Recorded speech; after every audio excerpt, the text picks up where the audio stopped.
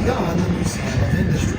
This huge Domino sugar refinery has been located here on the South Baltimore waterfront since 1922. Sugarcane from the Caribbean and South America is shipped here where it is processed and refined.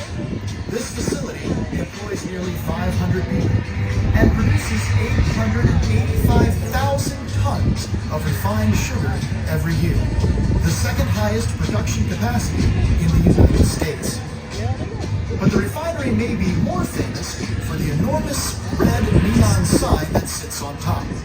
Installed in 1951, the sign is 70 feet high and 120 feet long.